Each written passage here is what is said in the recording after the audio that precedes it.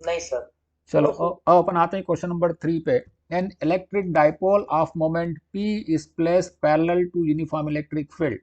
The amount of work done in rotating the dipole by 90 degree is. Electric dipole है, उसको uniform electric field में रखा है, उसके पैरेलल रखा है और उस पर 90 डिग्री से रोटेट करना है, तो वर्क डन कितना होगा। ठीक है, अब मान लो मैं पहले यहाँ पर एक यूनिफॉर्म इलेक्ट्रिक फील्ड बना देता हूँ। ठीक है, मान लो ये यूनिफॉर्म इलेक्ट्रिक फील्ड है। ठीक है, अभी देखो, अभी मैं हर एक क्वेश्चन को बहुत अच्छे से एक्सप्लेन कर रहा हूँ, इसलिए थोड़ा सा टाइम ज़्यादा लग रहा है इसके अंदर। ठीक है, लेकिन तुम लोगों को एग्जाम में उतना टाइम नहीं लगेगा, क्योंकि तुमको ये सब इतना अच्छे से नहीं करना पड़ेगा।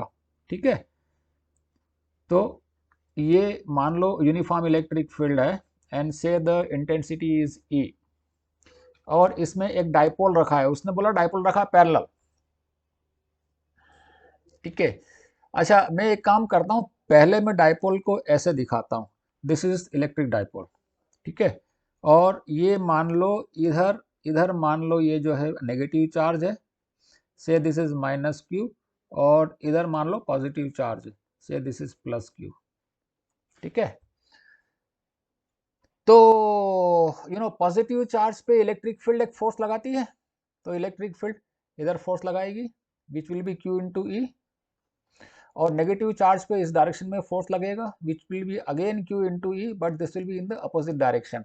इसमें तो कोई डाउट नहीं है ना कि पॉजिटिव चार्ज पे इधर फोर्स क्यों लगा और नेगेटिव चार्ज पे इधर फोर्स क्यों लगा। हेलो। No sir. हाँ, क्योंकि इलेक्ट्रिक फील्ड ऐसी है, इसका मतलब ये है कि इधर पॉजिटिव चार्ज है या फिर इधर नेगेटिव चार्ज है, या दोनों हैं, इधर पॉजिटिव इधर नेगेटिव है। तो अभी देख लो, ये पॉजिटिव चार्ज इसको इसको इसको पॉजिटिव चार्ज को इधर रिपेल करेगा और नेगेटिव चार्ज को इधर अट्रैक्ट करेगा। ठीक है, तो इस पे फोर्स लग रहा है। अच्छा एक चीज और देखो इसके अंदर, कि ये दो दो फोर्सेस लग रहे हैं, दोनों फोर्सेस पैरेलल फोर्सेस हैं। ठीक है, ये दोनों फोर्सेस पैरेलल हैं और इनका लाइन ऑफ एक्शन भी अलग अलग है। एक फोर्स ऐसा है, एक फोर्स ऐसा है। मान लो ये ऐसा है, तो एक फोर्स इधर है, दूसरा फोर्स इधर है, their line of action is different. और जब दो पैरेलल और अपोजिट फोर्स होते हो, लाइन ऑफ एक्शन अलग अलग होता है, देन उससे क्या होता है, टॉर्क बनता है। तो ये क्या करेगा, टॉर्क बनेगा, जिसकी वजह से ये रोटेट होगा, और रोटेट होकर के वो इस पोजीशन में आ जाएगा, रोटेट होकर के ये इस पोजीशन में आ जाएगा। ठीक है, इस पोजीशन में आ जाएगा और यहाँ पे आकर के बैठ जाएगा ये। ठीक है, यहाँ पे आकर के बैठा रहेगा यस ऐसे। सर। ठीक है, अभी हमें क्या बोला है, हमें बोला है इसको 90 डिग्री टर्न करना है, इसको 90 डिग्री टर्न करना है, तो आ, इसको 90 डिग्री टर्न करना है, तो वर्क डन कितना होगा वो निकालना है हमको। ठीक है, तो वैसे हमको पता है फार्मूला, कि यदि इसको 90 डिग्री टर्न करते हैं तो वर्क डन होता है P इंटू ई। ठीक है, और 90 डिग्री टर्न करते हैं तो वर्क डन फिर से P इंटू ई हो जाता है। सो टोटल 180 डिग्री टर्न करने में वर्क डन होता है 2P इंटू ई। ठीक है, तुमको लगता है एक बार वो फार्मूले के ऊपर डिस्कस करना चाहिए हमको, नो सर। क्योंकि क्योंकि इसके ऊपर क्वेश्चन आ सकता है बेटा, है ना। इस पे क्वेश्चन आ सकता है, थोड़ा सा 5 मिनट लगेगा, लेकिन एक बार डिस्कस कर लेते हैं अपन। हम्म? ठीक है सर। Okay sir. ठीक है, ओके देखो, इसका डायपोल मोमेंट हमको P दिया हुआ है, तो डायपोल मोमेंट का डायरेक्शन क्या होता है, नेगेटिव से पॉजिटिव की ओर होता है, तो ये डायपोल मोमेंट का डायरेक्शन है। तो ये डायपोल मोमेंट का डायरेक्शन है और ये इलेक्ट्रिक फील्ड का डायरेक्शन, ये दोनों के बीच का एंगल है, ये एंगल मान लो थीटा है। ठीक है, तो अब ये टॉर्क कितना लगेगा, टॉर्क क्या होता है, टॉर्क होता है फोर्स मल्टीप्लाइड बाय दोनों के बीच की परपेंडिकुलर डिस्टेंस, तो ये परपेंडिकुलर डिस्टेंस है। ठीक है, मान लो ये डायपोल जो है इसकी लेंथ मान लो 2L है। ठीक है, तो ये 2L है, ये एंगल थीटा है, देयरफॉर ये कितना हो जाएगा, this will be 2L into into sine theta. So torque कितना हो जाएगा, टॉर्क हो जाएगा force multiplied by the perpendicular distance, therefore Q into E multiplied by 2L into sine theta. अभी Q इंटू 2L क्या होता है, this is dipole moment P, therefore torque will be equal to P into E into into sine theta. So ये हमारे पास आ गया torque का expression. ठीक है, अब मान लो मैं इसको रोटेट करता हूँ, इसको रोटेट करता हूँ, तो मुझे वर्क करना पड़ेगा, ठीक है। तो वर्क डन कितना होगा? वर्क डन होता है फोर्स इंटू डिस्प्लेसमेंट, या वर्क डन हो जाएगा torque multiplied by angular displacement, ठीक है। यदि रोटेट कर रहे हैं then this is work done. तो थीटा तो हमको पता है 90 डिग्री है, लेकिन torque is not constant, torque तो वेरी कर रहा है, because you know torque depends upon the angle. Torque तो एंगल पर डिपेंड करता है, सो एक्चुअली टॉर्क तो वेरी कर रहा है, तो हम डायरेक्टली इसको ऐसा नहीं कर सकते, ठीक है। तो हम क्या करेंगे, हम ये मान के चलते हैं कि मान लो इसको हमने थोड़े से एंगल से टर्न किया, थोड़ा सा एंगल, वो एंगल बहुत छोटा है, 0.000000001 डिग्री, इतना छोटा एंगल से हमने टर्न किया है, तो उसमें हमको कितना वर्क करना पड़ेगा? उस छोटे एंगल के लिए हम मान सकते हैं कि टॉर्क इज कांस्टेंट, ठीक है।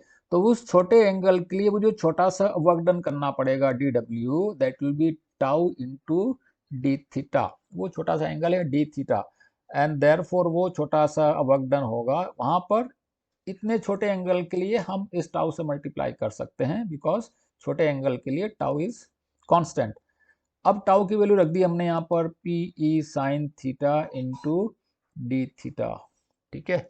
Therefore the total work done will B, total work done 0 degree से 90 डिग्री तक ले जाना हमको। इनिशियल एंगल कितना है? 0 डिग्री, और फाइनल एंगल कितना है? 90 डिग्री। 0 से 90 तक ले जाना है, तो इस केस में वर्क डन कितना आ जाएगा हमारा? मैंने यहाँ पर 0 से π/2 कर दिया, इंटीग्रेट कर रहा हूँ मैं, p into E, this is constant. Sine theta का इंटीग्रेशन हो जाएगा minus of cos theta, limit 0 से π/2 है, ठीक है। माइनस मैंने बाहर कॉमन ले लिया, पी ई, अंदर बचा cos थीटा 0 से π/2 माइनस पी ई, पहले अपर लिमिट रखी मैंने cos π/2, फिर लोअर लिमिट रखी cos 0, तो ये आ गया माइनस पी ई। cos 90 की वैल्यू 0 होती है और cos 0 की वैल्यू 1 होती है, तो ये minus of -1, so that is +1, तो ये हो गया p into E. Yes sir. So this is the work done. 0 से 90 डिग्री में ले जाओगे then work done will be p into E, ठीक है। So work done will be P into V, तो हमारा जो सही आंसर होगा वो होगा P इंटू ई, ठीक है।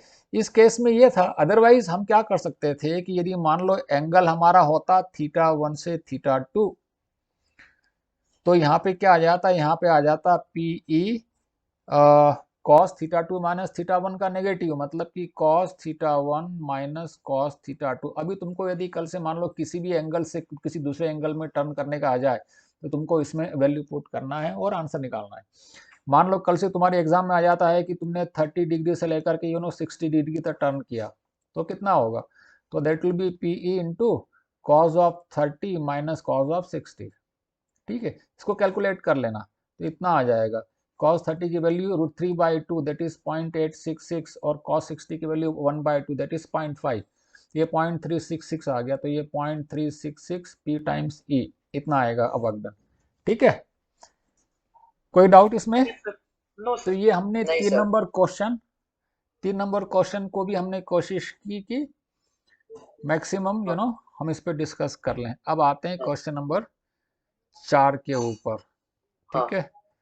4 नंबर क्या बोलता है? 3 capacitors 2 microfarad, 3 microfarad, 6 microfarad are joint in series with each other the equivalent capacitance. ये तो लड्डू है। 2, 3 और 6, ठीक है। 2, 3 और 6, 3 कैपेसिटर हैं, तीनों सीरीज में लगे हुए हैं, 1, 2 और 3। एक 2 माइक्रोफेराड का है, एक 3 माइक्रोफेराड का है, और एक 6 माइक्रोफेराड का, ठीक है। और ये कैपेसिटर सीरीज में लगे हुए हैं, तो इनका इक्विवेलेंट कितना होगा? ठीक, अपने को पता है कि यदि capacitors are connected in series तो कैपेसिटेंस कम हो जाता है, क्योंकि तीनों पे चार्ज इक्वल रहता है। कैपेसिटर जब सीरीज में लगता है तब तीनों पे चार्ज इक्वल रहता है। यदि इस पे क्यू है तो इस पे भी क्यू होगा, इस पे भी क्यू होगा, मतलब total charge will be Q, total charge will be Q, ठीक है। ऐसा नहीं कि तीनों चार्ज ऐड हो जाते हैं, ठीक है।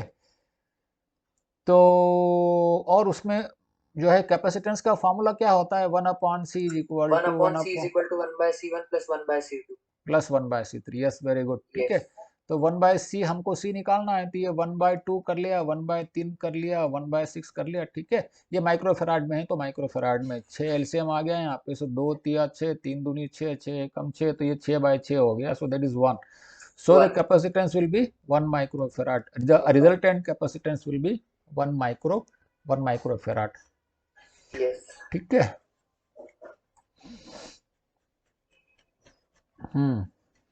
और यदि मान लो कैपेसिटर, मान लो यही कैपेसिटर मान लो पैरेलल में होते, यही कैपेसिटर मान लो पैरेलल में होते, ये 2 होता और ये 3 होता और ये 6 होता, तो रिजल्टेंट कैपेसिटर कितना हो जाता, तीनों ऐड हो जाता, 2 + 3 + 6, 3 2 5 और 6 11, ठीक है। क्योंकि पैरेलल में क्या होता है, C = C1 + C2 + C3. ये सीरीज में था, तो वो सीरीज में ओवरऑल कैपेसिटेंस कम हो जाता है, ठीक है। इसमें देखो, इसमें चार्ज मान लो Q1 है, इसमें चार्ज मान लो Q2 है, इसमें चार्ज मान लो Q3, तो इस पर टोटल चार्ज कितना हो गया, Q1 + Q2 + Q3. ये ज्यादा चार्ज को स्टोर कर रहा है, ये चार्ज को स्टोर नहीं कर रहा है, इस पे जो चार्ज है वो इसी की वजह से, सिर्फ एक कैपेसिटर की वजह से ही है। इस पे जो पॉजिटिव चार्ज है वो यहाँ से लेके आया है ना, और इसका पॉजिटिव चार्ज इससे लेके आया है, और इसका पॉजिटिव चार्ज इससे लेके आया है, सो टोटल चार्ज Q है इसके ऊपर, जबकि इस पे चार्ज है Q1 + Q2 + Q3. सो इसने ज्यादा चार्ज स्टोर किया ना भैया, इसने तो कम चार्ज स्टोर किया है, इसलिए इसमें कैपेसिटेंस इसका कम हो जाता है, इसका बढ़ जाता है, ठीक है। अब अपन आते हैं, ये क्वेश्चन तो बड़ा आसान था, ठीक है। कुछ क्वेश्चन इस टाइप के भी आएंगे जो कि लड्डू में भी लड्डू होंगे, और वो क्वेश्चन तो मिस होना ही नहीं चाहिए. 2 point charges placed in a medium of dielectric constant 5 are at a distance r between them. Experience an electrostatic force of F. Okay. The electrostatic force between them in vacuum at the same distance. Vacuum में कितना force हो जाएगा, dielectric constant 5 वाले में force F है, तो vacuum में कितना हो जाएगा, 5F हो जाएगा, है ना। वैक्यूम में 5 हो जाएगा भाई, है क्या, ये मान लो वैक्यूम है, और ये इफ से दिस इज ए मीडियम, ठीक है। वैक्यूम में मान लो ये 2 चार्ज रखे हैं, और इनके बीच जो फोर्स है, लेटर से दिस इज F, ठीक है। और मीडियम में यदि हमने वही 2 चार्ज रखे और इसके बीच फोर्स मान लो F1 है, और मीडियम का डायलेक्ट्रिक कांस्टेंट मान लो K है, तो हमको पता है कि F1 = होता है F/K. मीडियम में फोर्स की वैल्यू कम हो जाती है, तो F1 = F/K. तो उसने ये दिया हुआ है और F पूछा है, तो F कितना हो जाएगा, F will be = F1 × K. K हमको दिया है 5, तो दिस विल बी 5 टाइम्स. समझ में आया? Yes, sir. Yes, sir. उसने एक्चुअली क्या किया है, उसने ये वाला फोर्स F दिया है ना, उसने ये वाला फोर्स दे दिया है F. उसने बोला है कि मीडियम में फोर्स F है, तो इसमें कितना हो जाएगा, इसमें 5F हो जाएगा, ठीक है। क्योंकि force in this divided by force in this medium is dielectric constant of the medium. वैसे तो हम डिफाइन करते हैं ना, तो ये उसने डायलेक्ट्रिक कांस्टेंट हमको दे दिया, 5 दे दिया है, ठीक है. Is it clear? Yes, sir. मतलब ये तो ये क्वेश्चन ऐसा था, ये और इसके पहले वाला, कि इसमें पेन को उठाने की जरूरत नहीं थी हमको, ठीक है। फिर भी तो dielectric constant, actually Yes, sir. dielectric constant of a medium is basically the force between two charge in vacuum divided by force between same charges in medium, ठीक है। तो ये हो गया हमारे पास में क्वेश्चन नंबर